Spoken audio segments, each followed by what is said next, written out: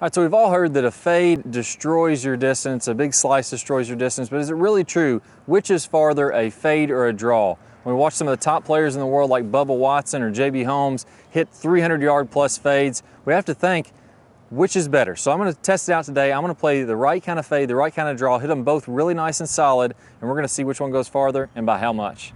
Okay, so before the test, let me go over a couple of things for those of you out there who are slicing, what you should really be focusing on, what you're going to do to hit a good slice, and then I'll go ahead and try to demonstrate that the best that I can.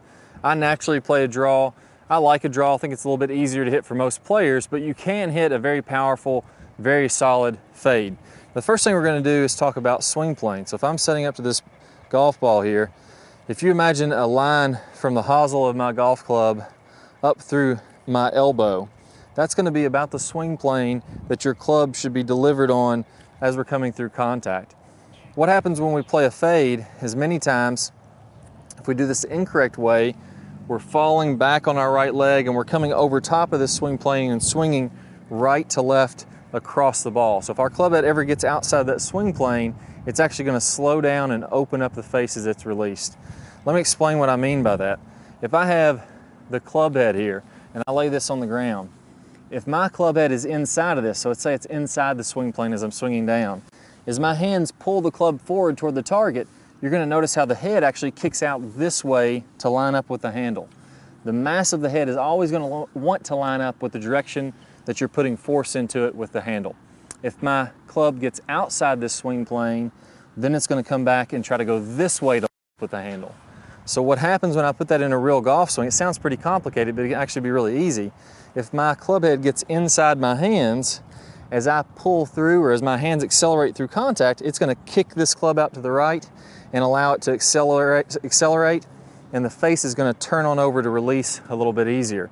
That's why you always see people are playing a draw, the club head gets a little bit inside the hands and then kicks out and releases. And that's only maybe an inch or 2 inches would be ideal. Now if we're playing a fade and we do it the wrong way, we get this club head outside of our hands, as my hands move forward, this head wants to pull back in, open up, and there's tons of force. We're talking probably 100 pounds of force or more opening this face and having it slow down. So since the head is kicking in, it's actually slowing the golf club down as it's moving through contact. That's why people lose a lot of distance with the fade. So we want to, ideally, if you watch those really long hitters, the Bubba Watsons, the JB Holmes, that are crushing the fade, you'll notice that their club head on this plane, it's going to be slightly inside of that plane as they're coming down, and then they're going to have the face open, but that club is still kicking out through the ball. So even though the face is moving slightly to the left as they're coming through contact to get the fade, they're still maximizing the release of the club. The second piece here, if we look from this direction, is going to be the angle of lag. So as we're coming down, I want to make sure, even if I'm going to play a fade, a lot of times what people will do when they struggle is they'll fall back and flip with their hands. You can see my left wrist is cupping up. I want to make sure if I'm going to play a good fade, I still have lag, I still release that club head, or release the overall club and the shaft as I'm coming through. I'm just going to have the face a little bit more open as I'm coming through rather than turning on over like I would for a draw. So the shaft itself is still kicking to release. I'm just going to have the face a little bit more open. So keep those things in mind as you're hitting your power fade. Now let's go ahead and try a couple out. I'm going to make a few swings. I'll show you one of my better fades, one of my better draws, and let's see what the difference is for me, a person who naturally hits a draw.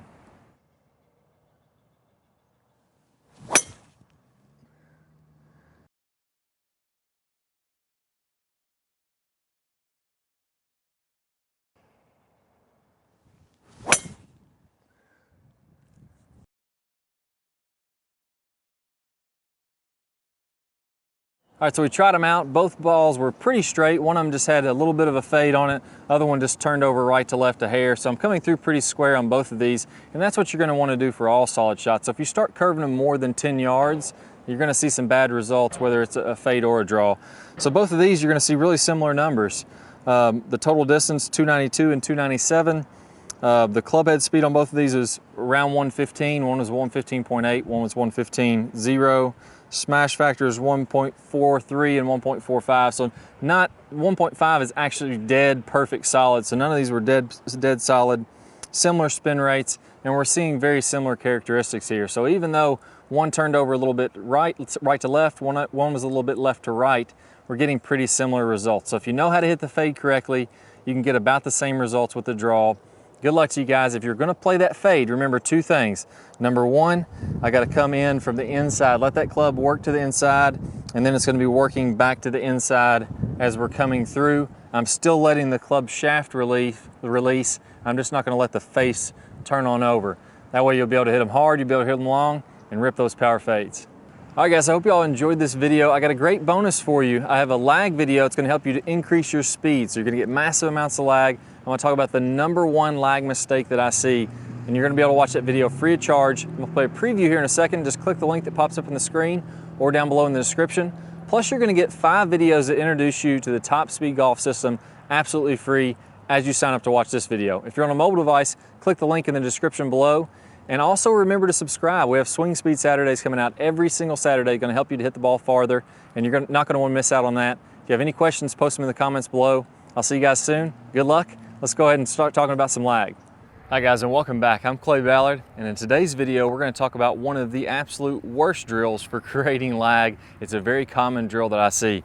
And in this drill, what we're gonna do is we're gonna set the wrist very early to create an angle of lag, and then we're gonna try to hold this throughout the swing. It's one of the worst things that you can do to build lag. I'm gonna talk about the science behind why this is the case, and I'm also gonna give you a great drill to help you improve your lag, all in this video. Let's go ahead and get started. If I do it this way versus holding that position, exact same thing happens when we're building the lag in the golf swing. So what we wanna do is throughout the swing, I wanna have a very low and wide takeaway. So I'm not gonna set my wrist early at all.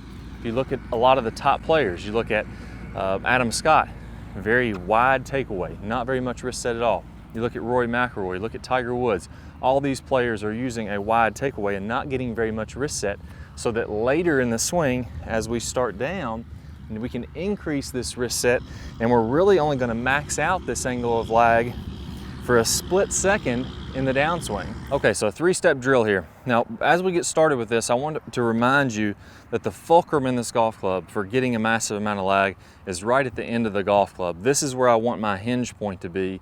I want to use the full length of this club to build lag and then release lag.